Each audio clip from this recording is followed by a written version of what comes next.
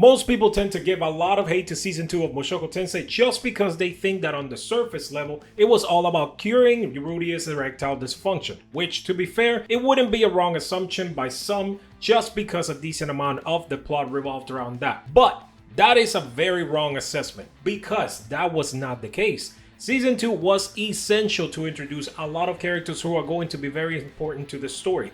It also served to present some major points to the plot that will trickle down to everything that comes later on. We get introduced to Turning Point 3, which obviously I will explain a little bit later in the video, and there was an incredible amount of development done.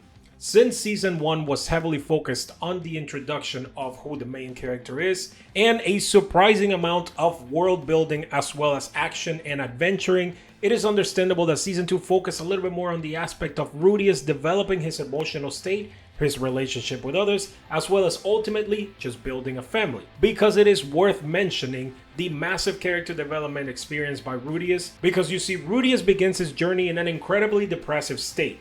His mom is still missing with no signs to be found and no information anywhere. Eris left him and he is all by himself traveling. At this point in time, he had pretty much given up on life. We actually see this happen when rudeus even lets himself go and basically gave up on fighting the bears in hopes to just die. As much as he wanted to help find his mom and try find Eris again, he was just done and decided to let her all in. If it wasn't for the party that was with him jumping in and rescuing him, giving him that slight push needed to keep going, rudeus would have actually committed suicide. He starts to overcome this by making some friends and starts to trust people again. Unfortunately for rudeus, this meant that Sarah found herself interested in rudeus and attempted to make a move on him. Rudeus, however, just wasn't at a point where no matter how much he would have wanted, emotionally, his brain just was shut. This led to the series of events that transpired, and then he made another attempt on his life.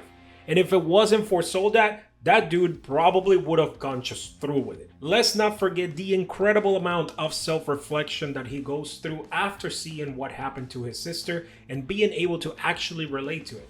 Because not only do we see the parallel of his own brother trying to help him back in his real life, but being unsuccessful at it because he didn't understand what rudeus was going through. Rudeus was actually able to reach out to Norn and get her out of that depressive state before she became just like he was in his previous life.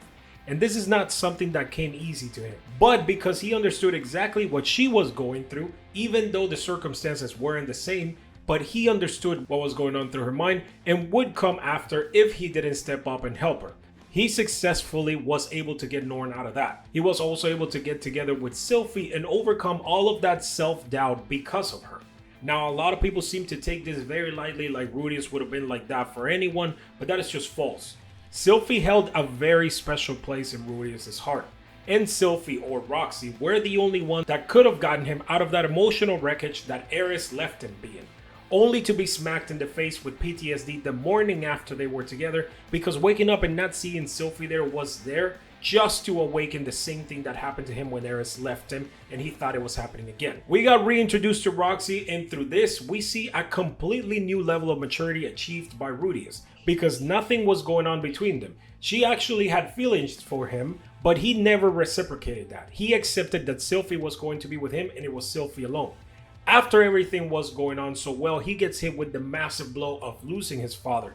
Now here's the thing, the anime didn't do a very good job at explaining this, but losing his father the way that he did, on top of finding out that his mom might just become a vegetable forever, there's no way to help her, rudeus went into a massive downward spiral that almost killed him. For an entire week he didn't eat anything and barely drank any water. He was basically on the verge of passing away. The party actually got together at a bar and discussed the idea of Elena Lee's having sex with him, because during that time period it was common for men to frequent brothels before and after very dangerous or life-threatening missions in order to relieve some steam. Elena Lee's refused, but Roxy decided to take it upon herself to do that for rudeus instead. He never actually intended to do that, he was just in a very bad mental state, and Roxy took a little bit of advantage of that. He admits what he did was wrong immediately after and wants to actually confess to Sylvie and tell her the truth. We also see a huge leap in his emotional development when we have this interaction between rudeus and the grave of Paul, where rudeus actually states that because he had memories of his previous life, he never actually considered Paul to be his father or his son, but now he was finally proud to be his father's son. Not only that, but because we also get to see a lot of more self-reflection on Rudeus is accepting the fact that he was just pretending to be an adult, but he was nothing more than a brat with memories from his previous life. And we have actually been seeing this since the very beginning of the series, because we know that Rudeus always thought he knew better than Paul, and he always thought that he was smart. So this is a huge reflection that even though he had previous life, he actually doesn't know what it is that he's doing because he was always inside and tucked in. He never actually experienced anything. So while a lot of people tend to focus on the surface level understanding of it being like, this is all about his erectile dysfunction, it was actually about a lot of massive character development, a lot of emotional development, and introduction to a lot of characters that are going to be very important to the story as this story goes on.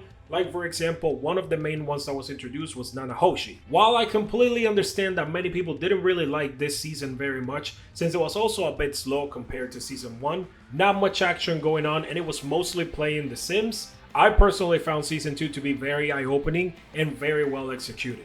But I would love to hear your thoughts on the matter. Let me know in the comment section, how did you guys feel about season 2?